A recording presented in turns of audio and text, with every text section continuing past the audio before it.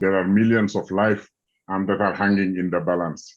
The needs are massive and they are quickly outpacing the available funds to respond to this scale of need. We need to act now and to prevent really a catastrophe. Families are taking extreme measures to survive, and in many cases, leaving their home, which put children on the move at particular risk. This is a crisis that requires a collective response, ensuring access to clean water, nutrition, and safe space for children. In eastern Kenya, 3 consecutive rainy seasons have failed to materialize.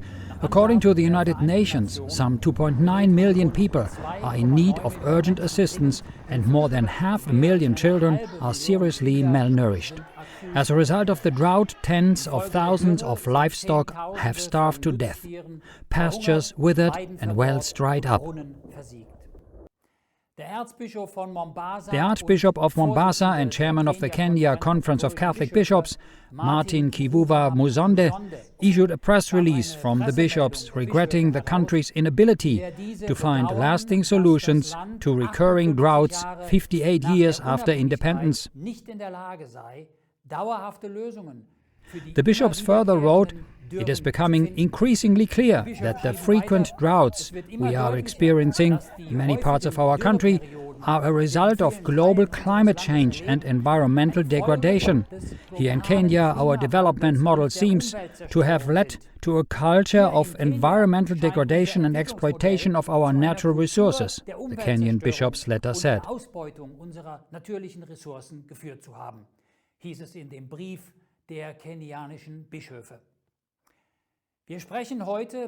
We speak today with Sister Jane Muiga of the Maria Immaculata Education Center in Kenya in Nairobi.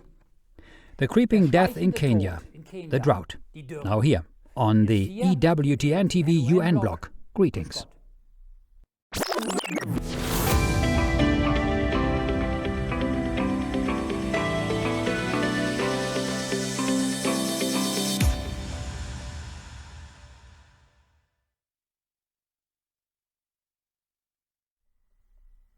Droughts in Africa are actually nothing new. They have always existed in these areas, but for years they have been occurring more frequently and more intensely. Why? And we want to talk about this and the consequences today in Nairobi in Kenya with a dedicated nun who is also the head of a private school. Good afternoon, Sister Jane. How are you and Kenya and your school doing? Good afternoon, Christian. Our country, Kenya, is fine, and more so Maria Immaculata Education Center. Can you please give us a personal overview of the drought situation in Kenya? The drought situation in Kenya is contributed because of the changes in the in climate, whereby we have the rainfall cycle that are affected and the rising of the temperature. The drought still, we have so many people who are affected. We have 2.9 people affected by the drought, and most of these people are children. Over 350,000 children are affected by the drought in the country, and over 300,000 children are malnourished and require treatment. Sister, can you tell us about impacts in detail? The impacts that I can talk about concerning this drought: 1, the rivers dries up, people don't get water, the animals do not get drinking water, and therefore these communities have to move from one place to another looking for water. And also because of the climatic changes, the vegetation dry, and so these communities, because they are pastoralists, they keep on moving from one place to another. So that is one impact of the drought. Then another impact is that there is loss of life and vegetation. People die, and also the plants dry. We have the crops that are hampered because of the rise of the temperature, And due to all this, as these pastoralist communities move from one region to another, we experience, or there is a community conflict and intercommunity conflict that arises, whereby as people go to look for water and vegetation, other communities are not willing for them to go and look for water. And then there is also the aspect of children dropping out of school. And this is because the children are involved in taking care of those animals, and others are left in the home because they cannot go to school because their parents move from one place to another. Then we have the children. Some of the children are forced to be married early, especially the young girls. There is early marriages that take place.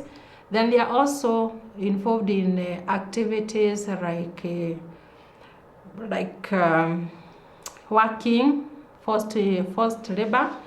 And in general, in Kenya, we have the drought bringing out the thirst in the people. There are those people who lose hope. The people who live in those communities also lose hope, and they don't trust that there's anything that good can be done for them. And also we have the crisis of hunger, the crisis of water, and also there are so many diseases that are experienced because of this drought in the country. Sister, your country is on track to become completely energy self-sufficient by 2030. You already generate 90% of your electricity from solar power and have the largest wind turbine in Africa.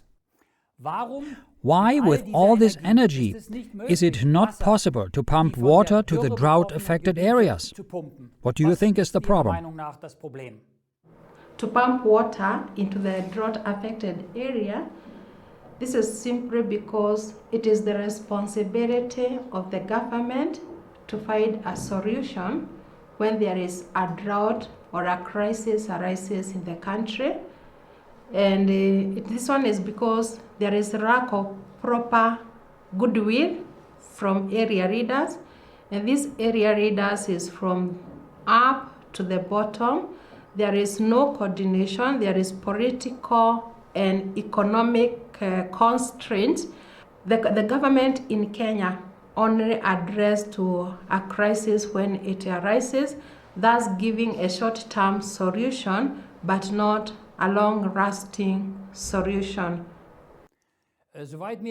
As far as I know, once the drought happens, the government distributes a large amount of money to fight the crisis in selected areas. In your opinion, is that the solution? Well, releasing the fund could be a solution, but on the other hand, there is a lot of corruption that takes place, such that the funds that is given for doing carrying out the activity goes into the hands or the pockets of many people in the country, such that by the time it gets to the ground where people are affected, the money is not possible. And that's why I said earlier on that there is no proper strategies that is laid by the government on how the fund is used. Failure to follow up the usage of that funds become a challenge or a problem, and that's why Kenyan people, especially in the northeastern and eastern region, continue to suffer during the drought season.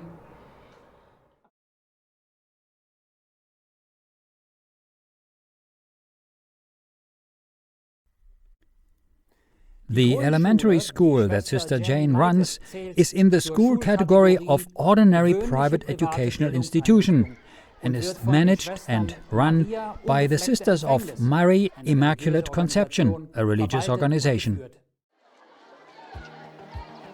The school itself is under the authority of the Kenyan Ministry of Education and offers students elementary school instruction as well as official elementary school graduation certificates.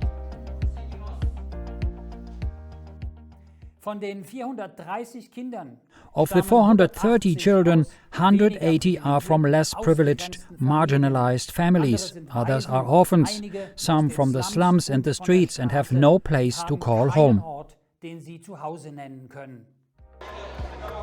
So many of the students depend on the only meal they receive at school. Teaching a hungry child is a serious challenge for the sisters. Therefore, the school is asking for sponsorship for these children so that they can be offered a nutritional program that would impact their lives and allow them to focus in class to improve their performance.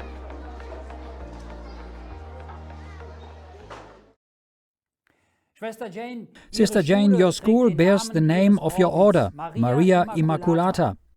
Do you also teach your children about different religious beliefs?